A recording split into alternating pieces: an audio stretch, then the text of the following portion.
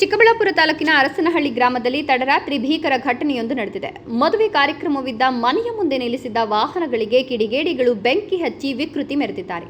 ರಾತ್ರಿ ಸುಮಾರು 1 ಗಂಟೆಯ ಸಮಯದಲ್ಲಿ ಕೃತ್ಯ ನಡೆದಿದ್ದು, ರಸ್ತೆ ಪಕ್ಕದಲ್ಲೇ ಇರುವ ಕೃಷ್ಣಪ್ಪನವರ ಮನೆಯ ಮುಂದೆ ನಿಲ್ಲಿಸಿದ್ದ 3 ಬೈಕ್ ಹಾಗೂ 1 ಟ್ರ್ಯಾಕ್ಟರ್ ಸಂಪೂರ್ಣ ಬೆಂಕಿಗಾಹುತಿಯಾಗಿವೆ.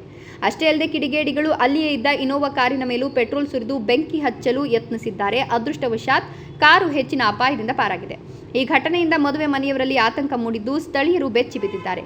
ರಾತ್ರಿ 1 ಗಂಟೆ ಹಂಗೆ ಬೆಂಕಿ ಹತ್ಕೊಂಡಿದ್ದು, ಟೈರ್ ಬ್ಲಾಸ್ಟ್ ಆದಾಗ ಬಂದು ಈಚೆ ನೋಡಿದ್ದು 3 ಗಾಡಿನೂ ಉರಿತಾ ಇತ್ತು. ಟ್ರ್ಯಾಕ್ಟರ್ ಒಂದು ಅದು ಬೆಂಕಿ ಹತ್ಕೊಂಡಿತ್ತು.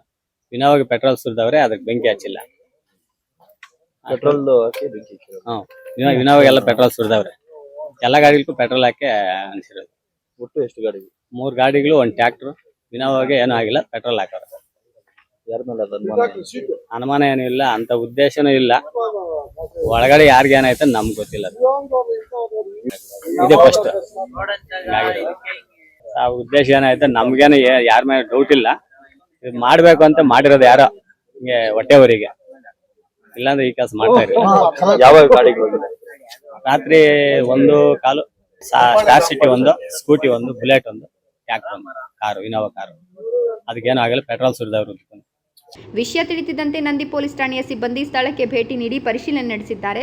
ಸದ್ಯ ಪೊಲೀಸರು ಕಿಡಿಗೇಡಿಗಳ ಪತ್ತೆಗಾಗಿ ತನಿಖೆ ಚುರುಕುಗೊಳಿಸಿದ್ದಾರೆ. ಕೆಎಸ್ ನಾರಾಯಣಸ್ವಾಮಿ, ಈ news TV, Chikkaballapur. Vidyamrut PU college, Chikkaballapur. Chikkaballapur ನಗರದ ಎಂಜಿ ರಸ್ತೆಯ ಜಿಲ್ಲಾ ಸರ್ಕಾರಿ ಆಸ್ಪತ್ರೆ ಮುಂಭಾಗ 2011ರಲ್ಲಿ ಆರಂಭಗೊಂಡ ವಿದ್ಯಾಮೃತ್ ಪಿಯು ಕಾಲೇಜ್ ಪ್ರತಿ ವರ್ಷ 99% ಫಲಿತಾಂಶ ಪಡೆದಿದ್ದು, ಪ್ರತಿ ವಿದ್ಯಾರ್ಥಿಗಳ ಮೇಲೆ ವೈಯಕ್ತಿಕ ಕಾಳಜಿಯನ್ನು ವಹಿಸಿ ಶಿಕ್ಷಣ ನೀಡಲಾಗುತ್ತಿದೆ. ನುರಿತ ಅನುಭವಿ ಉಪನ್ಯಾಸಕ ವೃಂದ, ಸುಸಜ್ಜಿತ ಪ್ರಯೋಗಾಲಯ, ಕ್ರೀಡೆಗೆ ಆದ್ಯತೆ ಹೊಂದಿರುವ ನಮ್ಮ ಕಾಲೇಜಿನಲ್ಲಿ ವಿಜ್ಞಾನ ವಿಭಾಗದಲ್ಲಿ ಪಿಸಿಎಂಬಿ, ಪಿಸಿಎಂಸಿಎಸ್, ಕಾಮರ್ಸ್ ವಿಭಾಗದಲ್ಲಿ ಇಬಿಎಸಿಎಸ್ ಕೋರ್ಸ್ಗಳಿಗೆ ದಾಖಲಾತಿ ಆರಂಭವಾಗಿದೆ.